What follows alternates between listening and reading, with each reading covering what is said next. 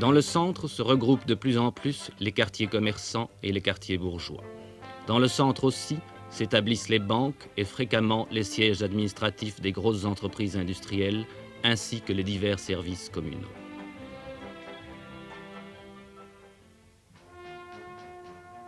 Cependant que l'artisanat disparaît progressivement du centre, les usines, elles, se sont installées et continuent à s'installer le long des voies ferrées et le long des voies d'eau.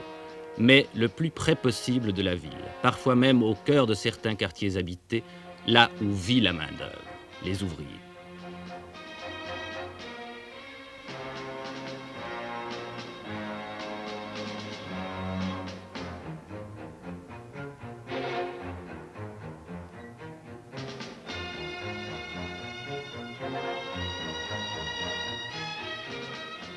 Ailleurs, on construit tout autour des usines d'innombrables quartiers de maisons désespérément semblables.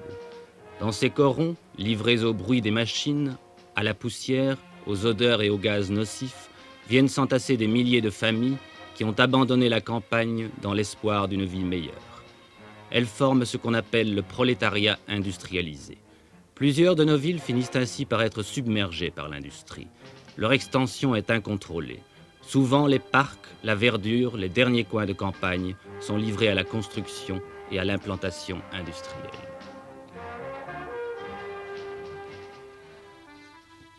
Entre les deux guerres, pourtant, ont lieu certaines tentatives d'amélioration de l'habitat urbain. Sous l'impulsion de quelques architectes urbanistes, d'administrations communales et de plusieurs sociétés de logement, apparaissent un certain nombre de cités-jardins. Les habitations se répartissent dans la verdure, la salubrité est ainsi mieux assurée. Petit à petit se crée un nouvel urbanisme. Mais en général, ce que Le Corbusier appelle l'extension incontrôlée continue dans la plupart des villes. Elle s'accélère même au cours de l'immédiate après-guerre. En 20 ans, le panorama de Liège s'est profondément transformé comme celui de beaucoup d'autres villes dans nos pays. La ville devient un paysage sans harmonie, hérissé de tours et d'immeubles de tout volume, de toute taille, de tous aspects. Tours et immeubles trop souvent poussés au hasard de la spéculation foncière et en fonction de l'intérêt de quelques promoteurs. Des constructions qui, si elles donnent aux habitants une superficie habitable suffisante, négligent trop souvent de leur assurer la qualité de l'habitat et de l'environnement, la qualité de la vie. Ces constructions en hauteur, ces tours, comme on dit maintenant, ont comme seul but de rencontrer les besoins croissants en locaux des services publics et de nombreuses sociétés privées. Ainsi s'accélère l'exode des habitants vers les quartiers périphériques et les banlieues. Le centre de la ville meurt, mais la ville elle-même continue à s'étendre. C'est dans des quartiers périphériques, généralement récents, que nous allons essayer de découvrir un nouvel urbanisme.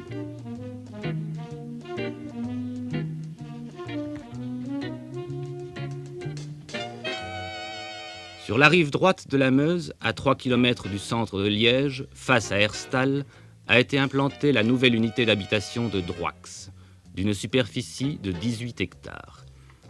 Une douzaine de buildings et un certain nombre de petits immeubles à appartements y accueillent près de 6000 personnes. Droix, urbanisme nouveau, en tout cas, ce quartier a sa vie propre.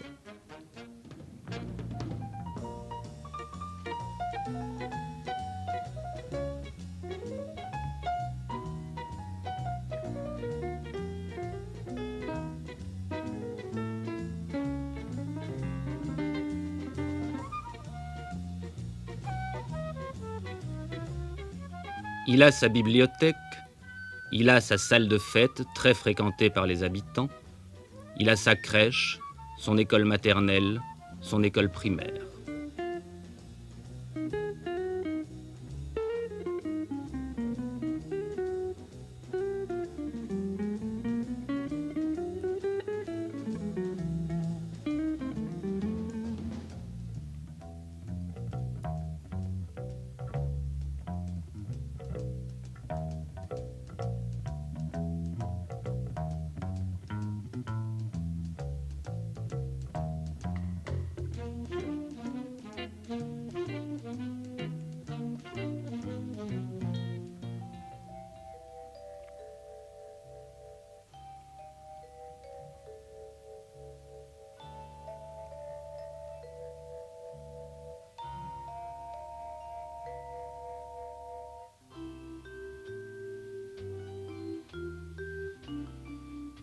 On y a construit un centre de santé. Enfin, le quartier a sa plaine de jeux. Une importante partie des 18 hectares de Droix a été transformée en parc.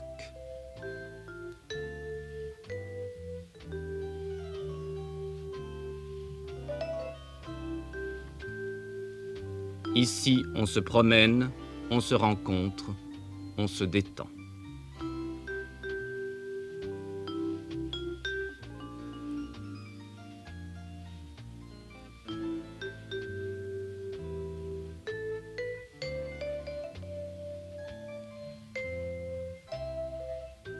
Et voici l'église de Droix, une église à l'architecture résolument moderne.